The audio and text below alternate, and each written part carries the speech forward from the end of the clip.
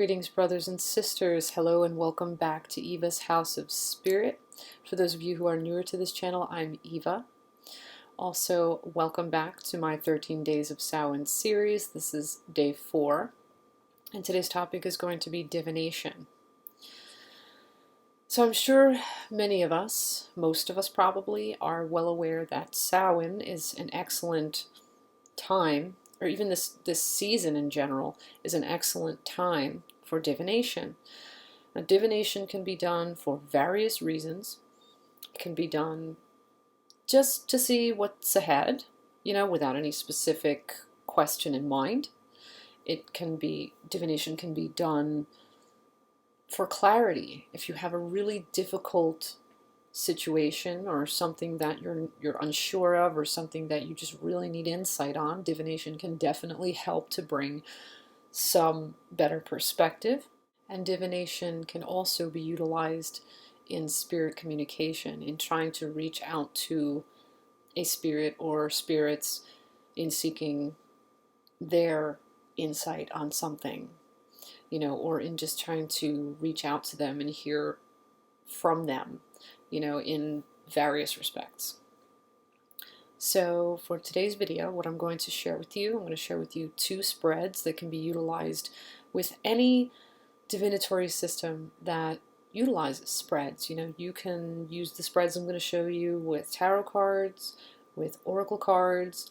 If you've been following my channel, you know that I did a video a while ago on utilizing Uno cards as a divinatory tool. You could do this with Uno cards, you could do this with runes, you could do this with Ogumfuse. The sky's the limit, whatever you choose to use, as long as it is a system that incorporates or allows for spreads to be used. So in my demonstrations today, I'm going to be using the Playing Card Oracles Divination deck by Anna Cortez and CJ Freeman.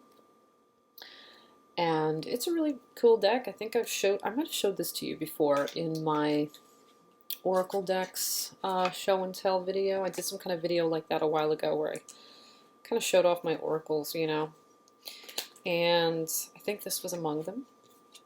And the backs of the cards, they look really cool. They look like that. And there's just all kind of really cool artwork on these playing cards. So if you're a person who generally has difficulty reading playing cards, these are a little easier to read because they kind of give you some imagery, very much akin to how tarot cards give you some imagery to scry into. I'm just showing you a few examples. I'll show you one more, and then we're going to move on into, there's another one. Now let's move on into the demonstrations I have for you today. Okay, so the first spread that I'm going to be showing you, the first divination spread I'd like to share with you that you might utilize on Samhain, is a spread called the Crossroads spread. And the first card, the designation assigned to it is that it refers to the situation as it is. The truth of the matter. What's going on. That's the first card. Then, and now you got to remember too, the way that I'm sitting. I'm facing this way, okay? So bear that in mind when you write this down. So then you have card 2 and you have card 3. They are going to be, so it's 1, 2, 3. Card 2 and card 3 refer to what led up to the situation, like the root cause of the situation or contributing factors to the situation. Then you're going to have cards 4 and 5,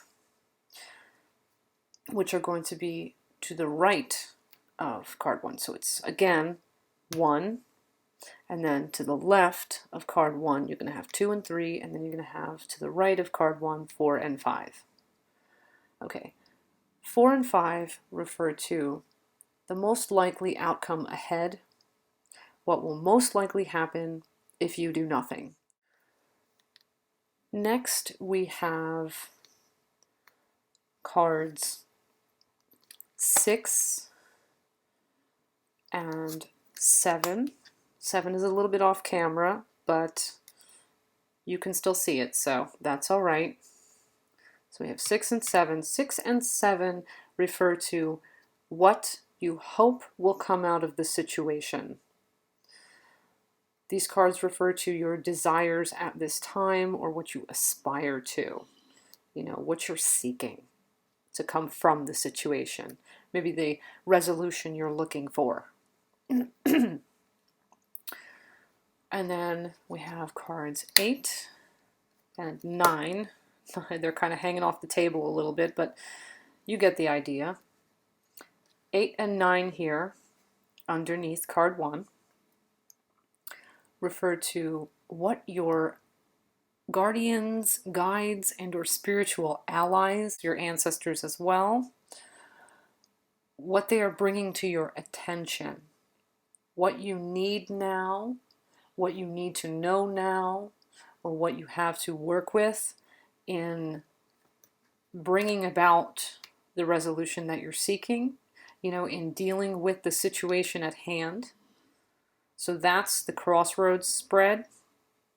So again, you have card 1, and then to the left of card 1, 2, and then 3, and then to the right of card 1, 4, and then 5, and then above card 1 you have 6 and 7, and then below card 1 you have 8 and 9. Okay, now I'm getting tired of holding this card so it doesn't fall off the table, so I'm going to gather these up.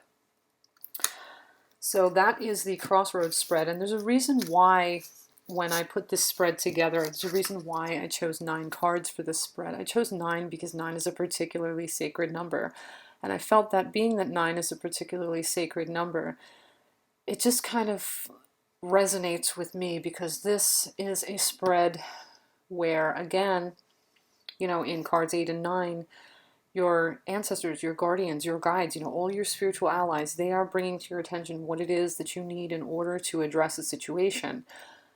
So, being that these are sacred powers, it makes sense to have a spread of a sacred number of cards. So that's why I chose 9 cards to be in the crossroads spread. The next spread is one that you may have heard of or seen elsewhere. It's called the Wheel of the Year.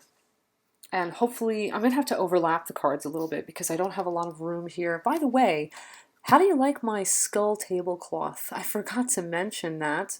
I got to Joanne Crafts like a few weeks ago.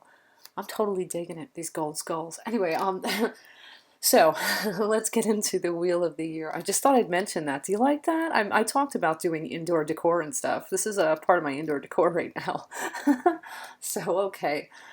For the Wheel of the Year, it actually consists of not 12 but 13 cards. So you can do this at any time of year. The Wheel of the Year begins in any given month, and it returns again to that month the next year. So right now we're in October, so it'll go from October of this year to October of next year. And the way the wheel goes, January is always at the top, July is always at the bottom, October is always to one side, and April is always to the other. At least that's how I do it. You may have a different method of doing this, though, a different sort of way to go about it, but I'm going to show you how I go about it. Okay, so this card out, and again, one more thing I want to mention that I almost forgot to mention. Each card is going to speak about a given month in your year ahead, and it's going to give you a general overview of the happenings in that month. It's not going to be as specific as certain other readings, but it'll kind of give you a glimpse into what you can expect. Okay, with that said, here we go. So this is October, then we have November, then we have December, then we have January at the top, then February, then March, then we have April, then May, then June, then July, then August, then September, And then in the middle, you're going to get October of next year.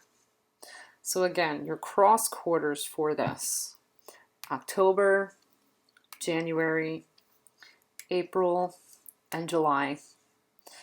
So when I'm laying this out, if you remember those cross months, those cross quarters for this, it helps you to remember where exactly, if you're even going by the layout, like in this, maybe you just want to start at the top all the time, or maybe you just want to start at the bottom or at the side, whatever. It doesn't so much matter. However resonates with you to do this spread is fine. I'm just showing you how I do it. I always do it with January at the top, July at the bottom, October to one side, and April to the other. And it kind of runs in a spiral. No matter where you begin, it's always going to run in a spiral where next year's next year's equivalent month is going to be in the middle. So if I started in January, it would go January, February, March, April, May, June, July, August, September, October, November, December, and then January back in the middle.